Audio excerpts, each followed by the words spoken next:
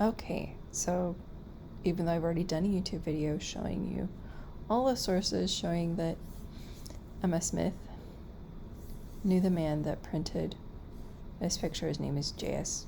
Bibbins, when she was a little girl, and her entire family knew him. And so I just want you to understand that Wilkes-Barre, let's just show this real quick.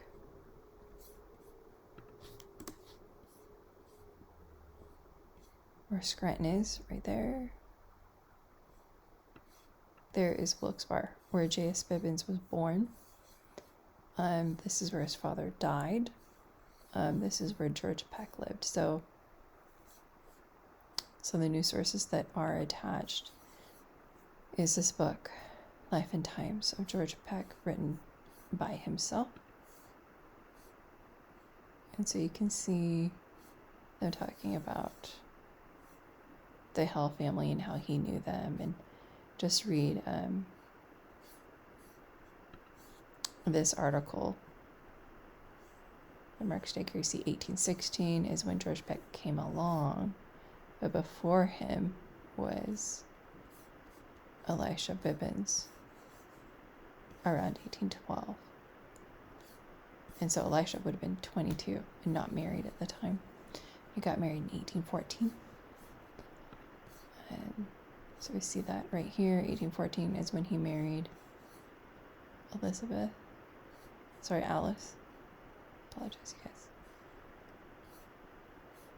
And so he died on a visit to Scranton and died in a chair.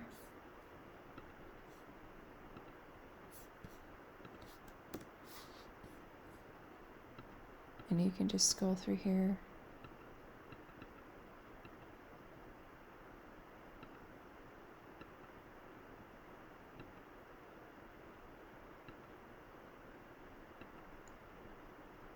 Of these, okay.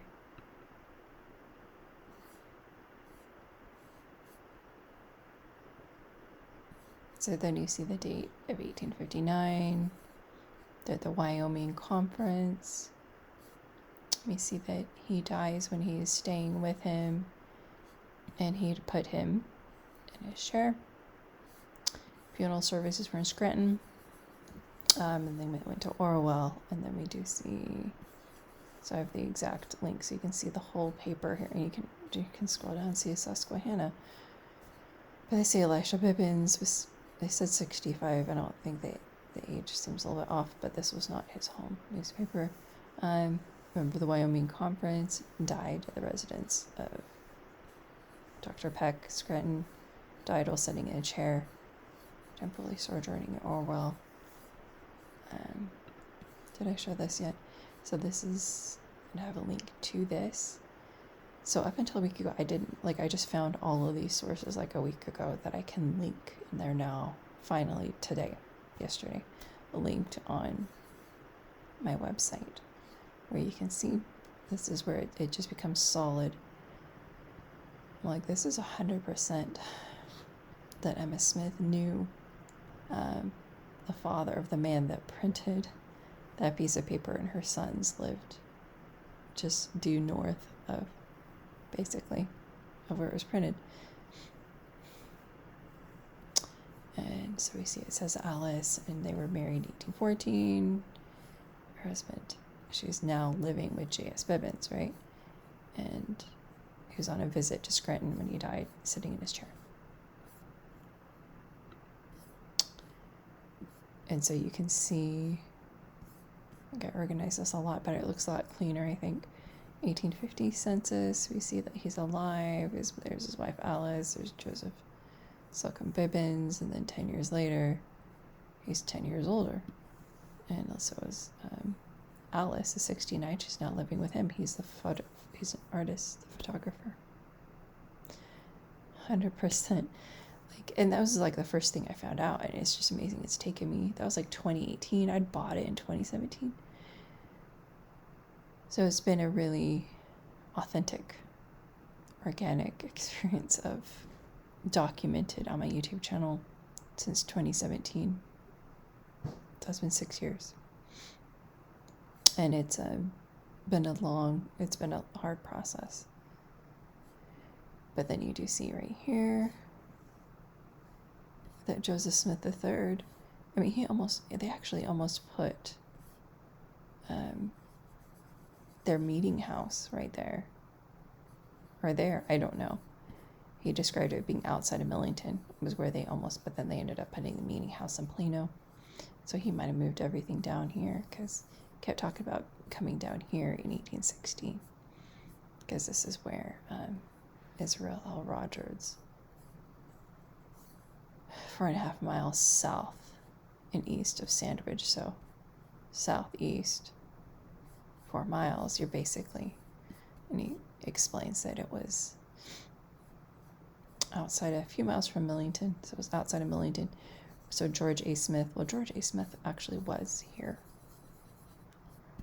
And so you can see that also in the links, because there was that they had a meeting, and this has links to the Joseph Smith papers. What happens when I click? Yeah, it goes directly to it.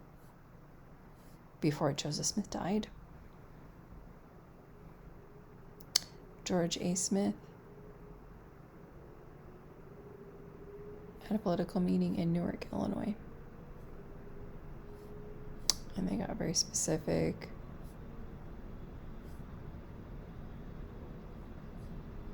About everything. So there's quite a few links on that. But anyway, everything is updated on here with all of those new links. And that's exciting stuff, you guys. It's really, really cool.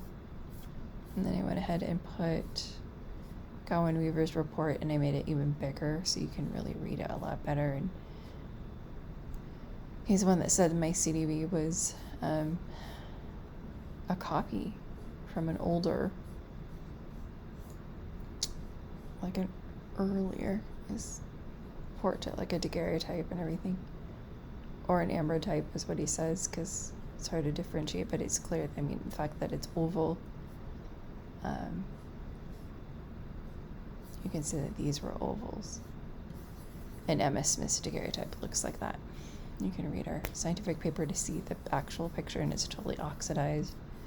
But her picture has the pleat, it has that. You can even see this uneven background. That's a very unique feature that you see here, that uneven background that's really short. Joseph was tall. Wilfred Woodruff was, I think, possibly shorter than Emma. It depends on the sources. It was actually kind of difficult to know for sure, but you can tell that this is very clearly, this background is short and draped, and you've got this pleat in the background. So this is like the same type of background, and so this is the oldest one of Wilfred. I've said many times, like, and the guy Fox, that he gave this to the church, so this is actually came from the church catalog, but it was cut in an oval, and so I actually think that was, they think this was the pin made a year after this. I don't think so. I think this was the pin. This is the pin made a year after that. That's what I think. I think he's just excited. They want to say, this is the one done in Nauvoo. He looks younger here than he looks there. Just saying. But yeah, thanks for bearing with me. Those of you that aren't making fun of how I talk and can keep up. You know, I was not a researcher unless I was dating a guy. 10 years before this, I just would spend my time dancing and singing, doing art, and then I've had my health problems. I have hip dysplasia, had a lot of pain because I started dancing again, because I'm like, okay, I want to be in shape, I want to be strong again. And I'm just told really strongly, you can't dance at all. Like, at all. I'm like, well, can I just jump around and have fun? No. Probably need a hip replacement. I think the hip preservation surgery. Like, they don't recommend it at my age. And my shoulders are like the same thing. They won't fix it because it's like a shallow socket of my hips and my shoulders is common with EDS. Knees are messed up, my ankles, hands, wrists, neck, my entire spine. And then it affects more than that. It affects your internal organs. And so I'm just still super grateful that Heavenly Father led me to the right cardiologist that at least got me onto a better medication. So I just feel literally happier and have more energy. Hopefully I can try to convey that better, but I also feel a lot less afraid. When someone comes at me, I'm like, okay, I'm not going to just hide under a rock. But I've always been very, very shy. So I appreciate those that have borne with me and how I talk. I've been to my face and made fun of for how I talk in a very, very mean way. So just very emotionally abused, verbally abused, and that person had physically abused people. Yeah, it's just a hard world that we live in. So it's a very real thing that I've been going through, very, very hard, but it's been a very authentic, real process, and I don't regret documenting everything. And so I appreciate those that have, that's why I have 200 videos, because I am honest. I'm not going to try to just stick with the same old story because I have to, you know. So obviously my opinions have changed in the course of 6 years, but not my opinion that I think this matches the death mask too well to not be the man. And there's so many other things that are underway and very exciting. But please check out my Etsy page. It's Deborah H. Art. My last name's not Hart, but anyway. Just to help me out, or if you want to buy some old Japanese dolls, I'm selling those as well. That would really help me out, because I am definitely having a hard time. I'm having to buy this medication that helped me a lot from Europe, and I'm going to be out of it this next week because it's more of an issue with insurance being kind of stupid. So things have been really, really hard. Life is very, very, very hard. Very, very painful. Not a fun condition to have. But I also I've refused to take anything from a pain specialist. Like, I'll just use Tylenol and ice. I'm also used to being in physical pain because I have been my whole life. But anyway, check out this page, and I hope you guys have a good day.